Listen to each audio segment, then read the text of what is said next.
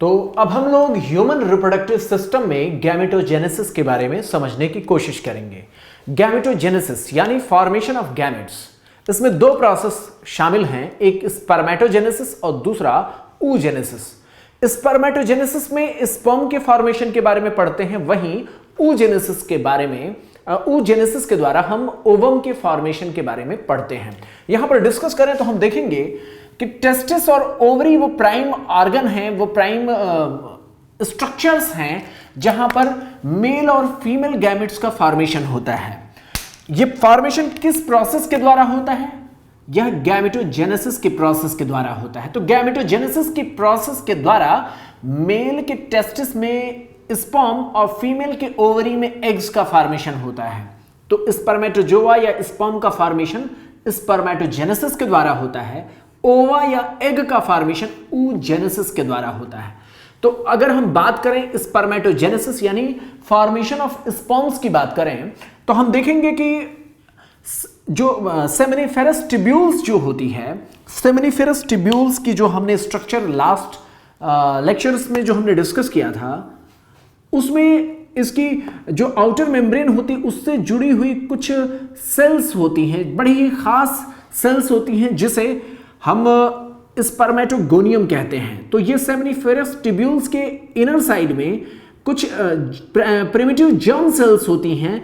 ये ऐसी खास सेल्स हैं जो कि स्पर्म बनाने के लिए रिस्पॉन्सिबल होती हैं, जिनका नाम होता है स्पर्मेटोगोनियम। हालांकि ये जर्म सेल हैं। जर्म सेल का मतलब आप समझें, वो ऐसी सेल्स हैं जो लगातार डिवाइड करने की कैपेबिलिटी रखती हैं और इनमें बहुत ज़्यादा डिफरेंशिएशन नहीं होता है। आप जानते हैं ना, सेल्स के डिवीजन के बाद अगली प्रोसेस होती है डिफरेंशिएशन। ये ऐसी इमेच्योर सेल्स हैं जिसमें बहुत ज्यादा डिफरेंशिएशन नहीं होता है। ये इमेच्योर जर्म सेल्स हैं। जर्म सेल्स के बारे में आपने पढ़ा होगा, ये कुछ भी टोटिपोटेंसी रखते हैं, बहुत ज्यादा क्षमतावान, बहुत ज्यादा इफिशिएंट सेल्स होते हैं ये। तो ये इमेच्योर जर्म सेल्स होते हैं जो लगातार माइटोसिस के द्वारा अपनी संख्या बढ़ाते रहते हैं। स्पर्मेटोगोनियम लगातार डिवाइड करके स्पर्मेटोगोनियम ही बनाते रहते हैं। तो ये आप स्पर्मेटोगोनियम सिंगुलर होता है, स्पर्मेटोगोनिया प्लूरल होता है, ये आप समझ लें। तो ये स्पर्मेटो एक की बात करें तो ये लगातार डिवाइड करके बहुत बड़ी संख्या में अपनी नंबर्स बढ़ाते रहते हैं, यानी स्पर्मेटोगोनियम से स्पर्मेटोगोनियम ही बनते हैं, ये होता रहता है।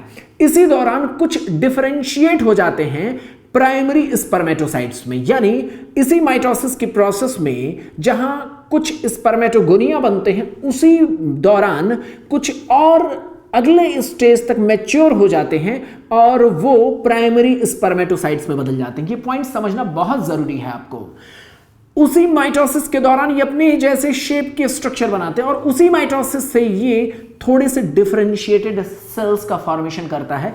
थोड़ा डिफरेंशिएशन आ जाता है तो अगले सेल्स को अब हम स्पर्मेटोगोनियम नहीं कहते, इन्हीं के बीच से कुछ ऐसे सेल्स होते हैं जो अलग होकर के थोड़े डिफरेंशिएट हो जाते हैं। इसे कहते हैं स्पर्मेटोसाइट्स, प्राइमरी स्पर्मेटोसाइट्स। ये बना कैसे, ये पूछा जाता है। ये माइटोसिस के द्वारा बनता है। तो अगर स्पर्मेटोगोनियम का क्रोमोसोम नंबर 46 हो तो यहां भी क्रोमोसोम नंबर 46 होता है। अब यहां से शुरू होता है मियोसिस की प्रोसेस। मियोसिस 1 होने पर प्राइमरी स्पर्मेटोसाइट्स के क्रोमोसोम नंबर हाफ हो जाते हैं और ये बदल जाता है सेकेंडरी स्पर्मेटोसाइट्स, जिसकी संख्या 2 होती है और क्रोमोसोम नंबर अब 23 हो जाते हैं। आप जानते हैं मियोसिस 1 के दौरान क्रोमोसोम नंबर हाफ हो जाते हैं। तो आप यहां पर देख रहे हैं कि ये क्रोमोसोम नंबर हाफ हो गया। अब यहां मियोसिस की इस प्रोसेस में, मियोसिस 1 की इस प्रोसेस में क्रोमोसोम नंबर हाफ हो गया। अब अगली मियोसिस सेकेंड की जो प्रोसेस होती है, यहां पर मियोसिस सेकेंड की जो प्रोसेस होती है उसमें वो इक्विवेलेंट टू माइटोसिस ही होती है, जिसके बाद सेकेंडरी स्पर्मेटोसाइट से फर्दर डिवाइड करके हर एक से 2-2 बनते हैं, यानी टोटल 4 स्पर्मेटिड्स का फॉर्मेशन हो जाता है। ये पूरी प्रोसेस आप माइटोसिस और मियोसिस की जो घटना होती है सेल डिवीजन में, उसी से लिंक करके पढ़िएगा। इस चीज को अगर आप समझ नहीं पाए होंगे तो इसको मैं अभी oogenesis की प्रोसेस में और अच्छे तरीके से समझा दूंगा। तो यहां पर आप देख रहे हैं प्राइमरी स्पर्मेटोसाइट्स पहली बार मियोसिस 1 के दौरान क्रोमोसोम नंबर हाफ करता है और इससे 2 सेकेंडरी स्पर्मेटोसाइट्स बनते हैं। आगे फिर मियोसिस सेकेंड की प्रोसेस के दौरान यहां पर स्पर्मेटिड्स बनते हैं। 4 स्पर्मेटिड्स, हर ये 2 जो बने थे हर एक से 2-2 बनेंगे, तो टोटल 4 स्पर्मेटिड्स बन जाते हैं। अब ये अभी भी स्पर्मेटिड्स का शेप बहुत ज्यादा डिफरेंशिएट नहीं हो पाता है। अब ये जो स्पर्मेटिड्स हैं अपने शेप में परिवर्तन लाते हैं, अपने शेप में चेंजेस लाते हैं और ये स्पर्म में बदलते हैं। ये प्रोसेस होती है स्पर्मियोजेनेसिस। तो आप समझें, स्पर्मेटोजेनेसिस एक प्रोसेस है और एक है स्पर्मेटोजेनेसिस, एक प्रोसेस है और एक स्पर्मियोजेनेसिस है। स्पर्मेटोजेनेसिस में हम पूरी घटना की बात करते हैं। स्पर्मेटोगोनिया से स्पर्म्स के बनने तक की पूरी घटना स्पर्मेटोजेनेसिस कहलाती है। वहीं स्पर्मियोजेनेसिस में हम स्पर्मेटिड्स से स्पर्म्स के बनने की बात पढ़ते हैं। यहां पर आप देखें तो इस इंटरनल एनवायरनमेंट में, सेमिनिफेरस ट्यूब्यूल्स के इंटरनल एनवायरनमेंट में कौन सी घटना घट रही है, उस चीज को यहां पर हम थोड़ा मॉडिफाई करके पढ़ेंगे। आप देखेंगे यही है स्पर्मेटोगोनिया। ये लगातार डिवाइड करता रहता है और इसी में से कुछ स्पेशल सेल्स प्राइमरी स्पर्मेटोसाइट्स बन जाते हैं, थोड़े से डिफरेंशिएट हो जाते हैं। यही मियोसिस 1 M1 के द्वारा सेकेंडरी स्पर्मेटोसाइट्स में बदल जाते हैं और यही M2 मींस मियोसिस सेकेंड के द्वारा ये स्पर्मेटिड्स में बदल जाते हैं। यहां पर अगली प्रोसेस होती है स्पर्मियोजेनेसिस, जिसके द्वारा स्पर्म्स बनते हैं। ये स्पर्म्स आपको मैंने बताया था पहले लेक्चर्स में ही कि यहां पर जब आप सेमिनिफेरस ट्यूब्यूल्स को जब आप कट करते हैं तो यहां 2 तरीके की सेल्स होती हैं। एक सेल्स होती है स्पर्मेटोगोनिया और उससे डिवाइड हो रहे सेल्स के बारे में हम लोगों ने पढ़ा था कि इसके आगे के डिफरेंट तरीके से डिवीजन के कारण यहां पर स्पर्म्स बनते हैं। और इसी के साथ साथ हम लोगों ने पढ़ा था कि यहां पर एक और सेल होती है जो बड़ी खास होती है, जिसका नाम हमने बताया था सर्टोलाई सेल्स। हमने क्या नाम दिया था? सर्टोलाई सेल्स। तो आपको मैंने बताया था कि सेमिनिफेरस ट्यूब्यूल्स को जब हम कट करते हैं तो इसके भीतर स्पर्मेटोगोनिया होता है और उसके डिवीजन से डिफरेंट स्टेजेस में आगे बढ़ने वाले स्पर्मेटोसाइट्स होते हैं, स्पर्मेटिड्स होते हैं, स्पर्म्स होते हैं। ये इसी के डिवीजन से बनते रहते हैं और आगे ये प्रोसेस चलती है। इसी दौरान यहां पर हम एक और स्ट्रक्चर देखे थे जिसको हम कहते हैं सर्टोलाई सेल्स। तो ये सर्टोलाई सेल्स का क्या काम होता है? ये इन डेवलप हो रहे स्पर्मेटोसाइट्स और स्पर्म्स को न्यूट्रिशन प्रोवाइड करते हैं। क्या करते हैं? ये न्यूट्रिशन प्रोवाइड करने का काम करते हैं। जब ये स्पर्मियोजेनेसिस के द्वारा जो स्पर्म्स बन गए, ये स्पर्म्स सर्टोलाई सेल से न्यूट्रिशन लेते रहते हैं। अब यहीं पर आप देखेंगे, अभी हमने क्या पढ़ा, यहां से यहां तक की पूरी प्रोसेस थी स्पर्मेटोजेनेसिस। स्पर्मियोजेनेसिस यहां पर है। स्पर्मियोजेनेसिस में स्पर्मेटिड से स्पर्म का फॉर्मेशन हुआ। अगली प्रोसेस होती स्पर्मिएशन। स्पर्मिएशन में क्या होता है?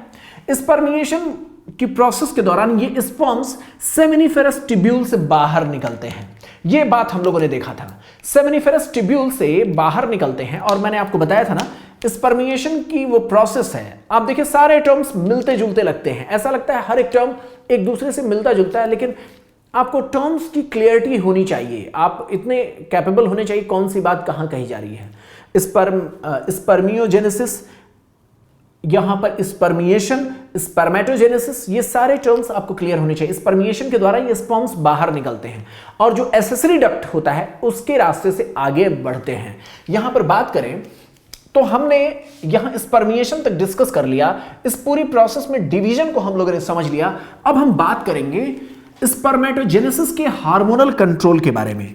स्पर्मेटोजेनेसिस का हार्मोनल कंट्रोल कैसे होता है, इस बात को समझना होगा। तो हम देखेंगे कि स्पर्म्स के बनाने की जो प्रक्रिया होती है वो प्यूबर्टी में स्टार्ट होती है। एट प्यूबर्टी हाइपोथैलेमस कुछ हार्मोन्स रिलीज करता है जो गाइड करते हैं एंटीरियर पिट्यूटरी को।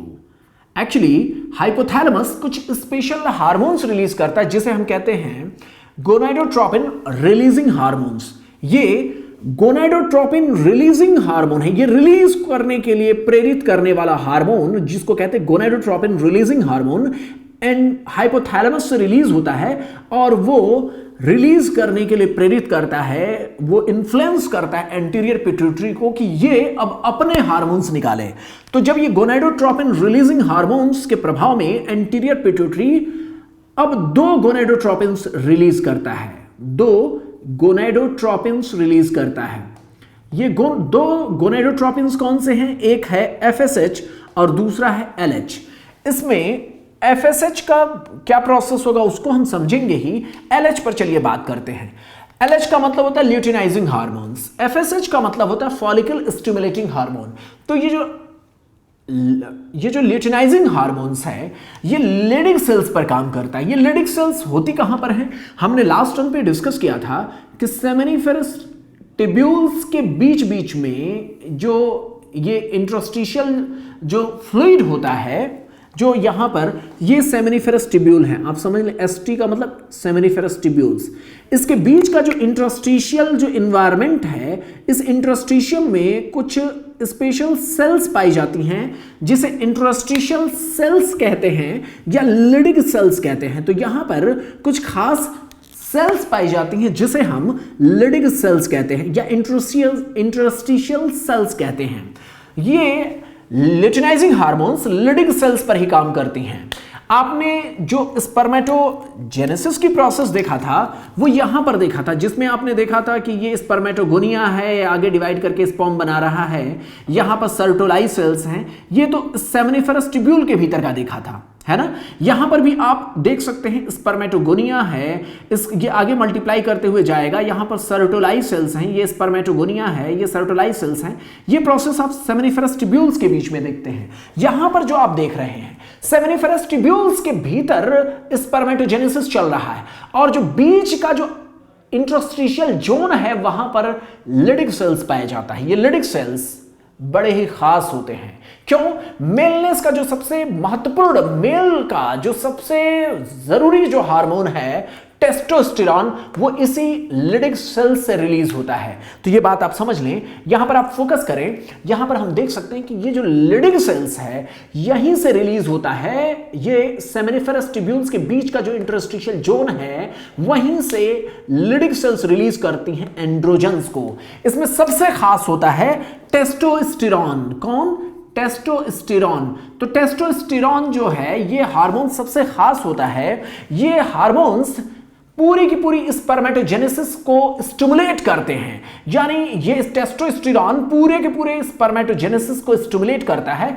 ये टेस्टोस्टेरॉन सिर्फ स्पर्मेटोजेनेसिस को ही स्टिमुलेट नहीं करता, बल्कि ये पूरे के पूरे जो मेल का जो बॉडी स्ट्रक्चर होना चाहिए उसको भी स्टिमुलेट करता है। जैसे मसल्स मजबूत हों, हैवी बोन्स हो, ये आवाज में भारीपन हो, मस्कुलर बॉडी जो स्ट्रेंथ होती है, दाढ़ी और मूंछ का जो डेवलपमेंट होता है, ये पूरा बॉडी का स्ट्रक्चर, जो ये वाइड चेस्ट होते हैं, ये पूरा का पूरा बॉडी का स्ट्रक्चर ही गवर्न होता है टेस्टोस्टेरॉन से। ये टेस्टोस्टेरॉन रिलीज कहां से होता है?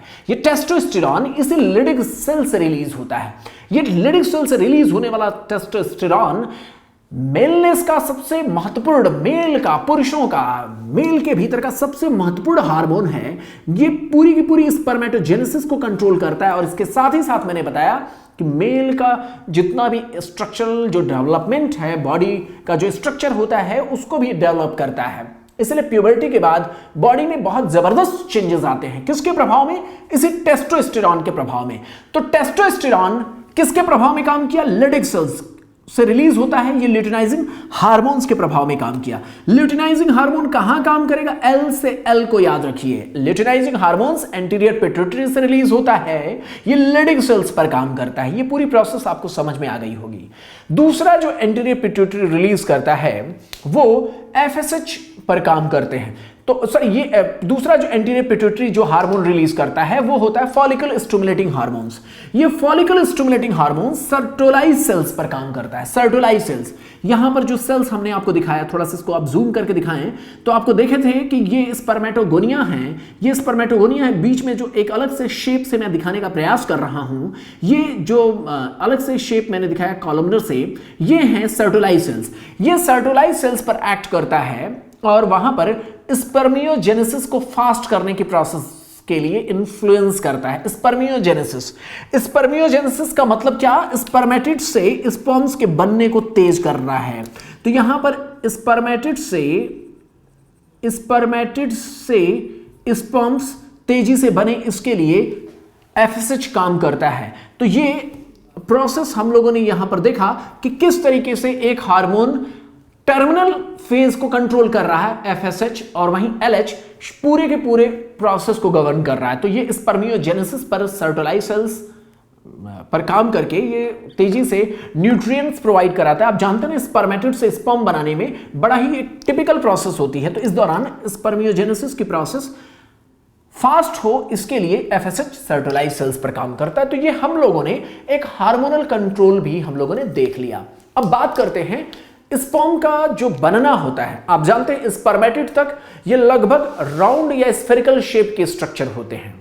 आप इस बात को समझें, स्पर्मेटिड्स तक ये स्फेरिकल स्ट्रक्चर होता है स्पर्मेटिड्स। उसके बाद ये टैडपोल लार्वा जैसा स्ट्रक्चर स्पर्म का कैसे बनता है, ये स्पर्मियोजेनेसिस की जो प्रोसेस है उसके बाद बनने वाला स्पर्म्स कैसा दिखता होगा, उसको अब हम लोग डिस्कस करेंगे। एक स्पर्म के स्ट्रक्चर को समझने की कोशिश करेंगे। यहां पर इसका हेड आप देखें, इसका जो बेसिक पार्ट है उसमें हेड, नेक, फिर मिडिल पीस और टेल, ये यहां तक ये इसके इंपॉर्टेंट पार्ट्स हैं। हेड को जब हम देखते हैं तो हेड के भीतर हैप्लॉइड न्यूक्लियस होता है, और इसके पास यहां पर देखें तो आगे की ओर एक कवर्ड स्ट्रक्चर होता है जिसे हम कहते हैं एक्रोसोम।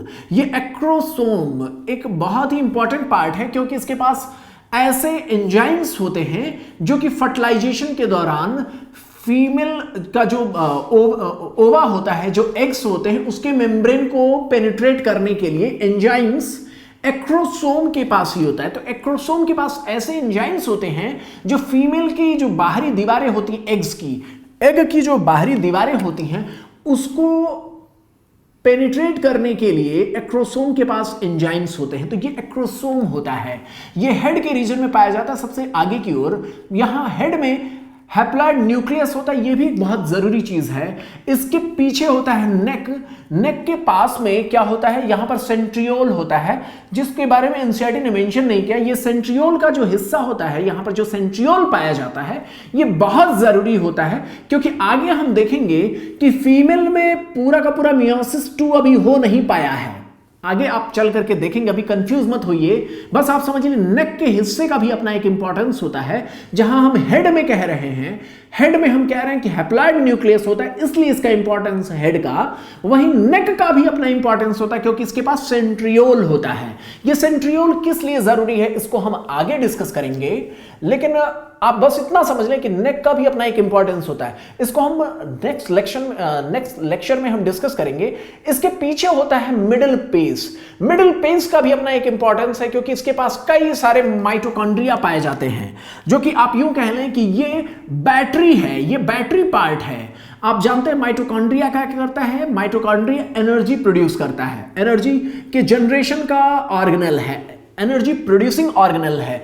तो ये माइटोकॉन्ड्रिया यहां मिडिल पीस में खूब सारे पाए जाते हैं। आप एनसीईआरटी की इमेज को देखिएगा, उसमें दिखाया हुआ है कई सारे माइटोकॉन्ड्रिया होते हैं। सवाल पूछा जाता है माइटोकॉन्ड्रिया पाया कहां जाता है, मिडिल पीस में पाया जाता है। ये माइटोकॉन्ड्रिया करता क्या है, पूरे के पूरे स्पर्म्स को प्रोपेल करने के लिए, आगे बढ़ने के लिए एनर्जी की जरूरत होती है। वो कौन देता है, माइटोकॉन्ड्रिया देता है।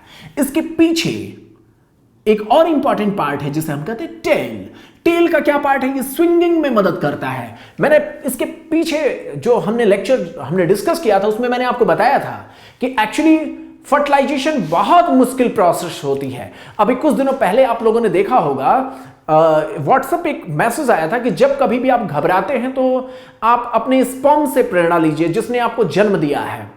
आपको पता होना चाहिए, ये व्हाट्सएप पे एक मजाकिया मैसेज आया था जिसमें कहा गया कि जब कभी आप अपनी लाइफ में डिसअपॉइंट होते हैं, घबराते हैं, निराश होते हैं, तो अपने स्पर्म से इंस्पायर्ड हुई है जिसने आपको जन्म दिया है। आपको बताया था मैंने ना, वो वेजाइना, वो यूट्रस, वो फैलोपियन ट्यूब, वहां फिर आगे जाकर के इस्थमस, इस्थमस के आगे एम्पुला, एम्पुला में जाकर के फर्टिलाइज करता है। इतने सारे स्पर्म्स को हराते हुए, इतने मुश्किल भरे रास्ते से गुजरते हुए, तो इतने मुश्किल भरे रास्ते से गुजरने के लिए, इतने सारे स्पर्म्स में से एक को विन होने के लिए, एक को जीतने के लिए बहुत ज्यादा एक्टिव होना पड़ेगा उस स्पर्म को। तो इसीलिए स्पर्म्स के एक्टिवनेस के लिए यहां माइटोकॉन्ड्रिया होता है। ये माइटोकॉन्ड्रिया बहुत इंपॉर्टेंट है, एम से एम आप याद रखें, माइटोकॉन्ड्रिया मिडिल पीस में पाया जाता है। आपको बता दें कितना महत्वपूर्ण होता है, जो सक्सेसफुल जो स्पर्म जो फर्टिलाइज करता है वो कितना जबरदस्त होता होगा, उसका आप अंदाजा यहां से लगा सकते हैं कि हर एक कोइटस के दौरान 200 to 300 मिलियन स्पर्म्स रिलीज होते हैं। एक कोइटस के दौरान 200 to 300 मिलियन स्पर्म्स रिलीज होते हैं, और इसमें से कोई एक जाकर के एग को फर्टिलाइज करता है। तो इसीलिए व्हाट्सएप पे जो मैसेज आया था वो गलत नहीं था। यहां पर आप देखें हर एक कोइटस में 200 to 300 मिलियन स्पर्म्स रिलीज होते हैं। और कई बार आप देखते होंगे कि बहुत सारे लोग ऐसे हैं जो इनफर्टाइल हैं, उसके पीछे रीजन ये होता है, इसके बारे में भी मैं आपको बता दूं। आप जब एमबीबीएस फर्स्ट ईयर में आप एक प्रैक्टिकल करेंगे फिजियोलॉजी में, उसमें आपको देखने का मौका मिलेगा कि बहुत सारे लैब से सैंपल आते हैं, उसमें आप सीमेन की आप माइक्रोस्कोपिक एग्जामिनेशन करेंगे। आपको देख करके मजा आएगा कि सीमेन के भीतर कितने सारे टेडपोल्स के जैसे इधर से उधर वाइग्रस मूवमेंट करते हुए स्पर्म्स होते हैं।